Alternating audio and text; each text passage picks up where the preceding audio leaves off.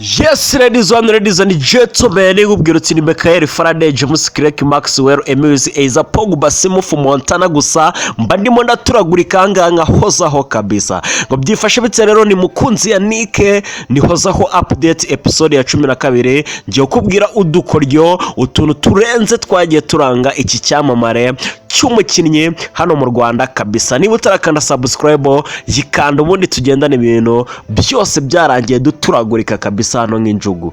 Ikintu cya mbere rero nuko Yanike mukunzi avuka i Burundi kabisa, akabavuka mu muryango w'abana batanu. Kuri ubu ngubu rero yamaze kugira umugore, akaba afite umugore ndetse n'umwana umwe w'umuhungu. Icya kabiri nuko 2009 nibwo Yanike mukunzi yinjiye muri kariyeri yo gukina umupira w'amaguru, yinjira muri Academy Kaperi hariya Iremera kabisa, akaba ariho yakoreraga tize. Gusa nyuma gatoya yaje kwinjira mu ikipe nkuru ya APR 2013 kabisa, abari bwo atangira kuyikinira noneho nk'umukinnyi urenze byadanje kabisa. Yanike rero akaba yari yaramaze gutoranwa mu bana bari 50 bari gukora selection hariya kabisa muri Academy, nabaza kumanuka mu bana 30 APR ikeneye kwifashisha. Ikintu cya gatatu rero wamenya nuko uyu mukinnyi Yanike mukunzi afana umugabo witwa Paul Nabil Pogba kabisa hariya mu Burayi. Ikintu cya kane nuko Yanike mukunzi ni umukinnyi ukunda gufata agafanta mbere yuko ajya muri tize kabisa muri siporo za ekipe. Ikintu cya gatanu rero, iyo agiye muri tize agenda na basi ya ekipe, bitewe nuko kugenda n'imodoka zabo nago biba byemewe. Ikintu cya gatandatu rero nuko abantu ashimira mbere na mbere ariko bamufashije n'abayobozi b'ikipe ya APR FC kabisa, nkuko agenda abyivugira. Ikintu cya karindwi wamenye nuko akantu k'agakoryo ka karindwi, ubwo niko tugezeho, avuga yuko umwaka yumvise yishimye byadanje, akavuga uti ngewe ahangaha kabisa birandenze. Ni igihe APR yamufataga ikamuvana muri Academy ikamuzamura kabisa mu ikipe nkuru ya APR, ubwo hari 2013 kugeza 2014. Ikintu cya munani rero nuko yabaye umukinnyi ukunzwe cyane, ubwo hari 2018 ndetse na 2019 kabisa, aho ngaho muri iyo myaka agahabwa rero igikombe cy'uwo mukinnyi ukunzwe cyane. Ikintu cya 10 rero nuko 2015 nibwo yahamagawe mu ikipe nkuru kabisa mu Mavubi, ubwo hari 2015 aza kuyikinira kabisa.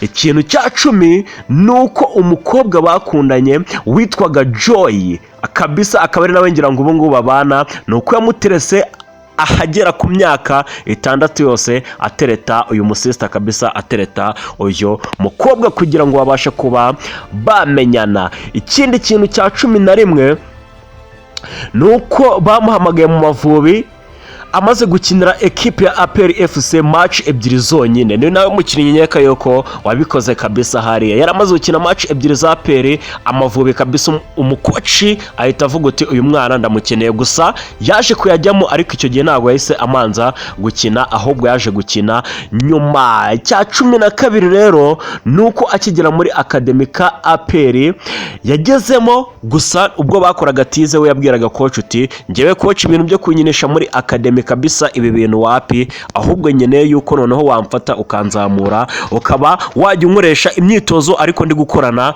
n'abakuru. Ikintu cya 13 nuko yakundanye na fiance we, ariko uwo mufiance bakundanye ni inshuti ye yaje kubahuza, hanyuma baza kugira gutya barateretana. Ikintu cya 14 yagiye muri Academy Kaperi ubwo yigaga muri senior 3, byari 2009. Ikintu cya 15 nuko umukinnyi yemera hano mu Rwanda ni umukinnyi witwa Bakame mu bazamu.